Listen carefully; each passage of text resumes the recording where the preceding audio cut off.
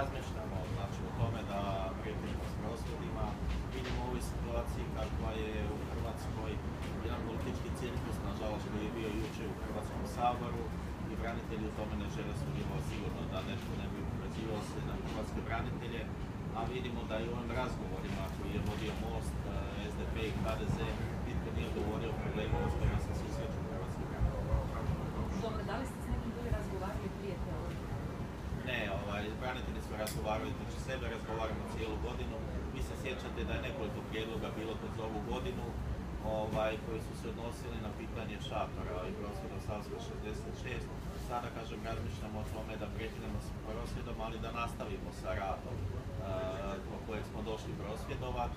Ne smijemo zaboraviti ono što se dogodilo ovdje, da je život izgubila Nevenka Topalušić, a zadnja informacija koju imamo iz grada Zagreba je da će ovdje, znači ispred Savske 66, biti trg Nevenke Topalušić.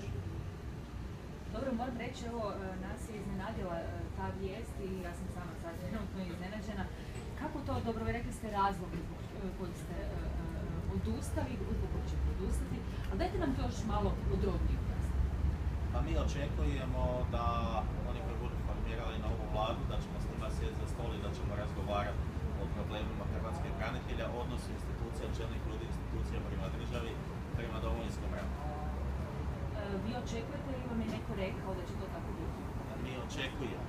Mi očekujemo i ne volimo kad nam se nešto nameće.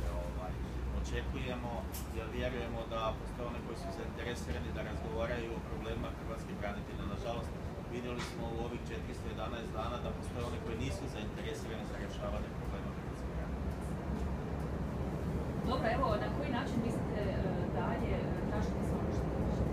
Pa naravno, na način kao što smo i zadnje 3 godine to tražili, da pokušamo razgovarati. Kako u 3 godine nije bilo razumijevanja, tada smo počeli s prosvjedom.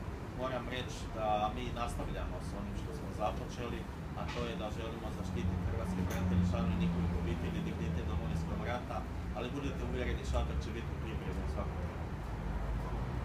Dobro, recite, evo, ljudi su sada ovdje, vi ste još uvijek ovdje, kad možemo očekivati da će fizički maknuti se ljudi i šator da će se izmestiti? Ostajemo, znači, do danjega ovdje, razmatrat ćemo to ovih dana, sve će ovisi i o situaciji u samom gradu Zagrebu, znači kada budemo vidjeli kada će započeti radovi na trgu Nevenke Topalušić. Dobro, znači, vi ste definitivno odlučili otići odavde, ali ne znate još točno kada, to ništa reći. Da, mi ćemo odavde sigurno otići, rekao sam koji su razlozi našeg odlaska, ali ono što možemo poručiti hrvatskim braniteljima, članovima njihovih obitelji i javnosti, da ostajemo na putu na kojem smo započeli 90. godina. Da li imate još nešto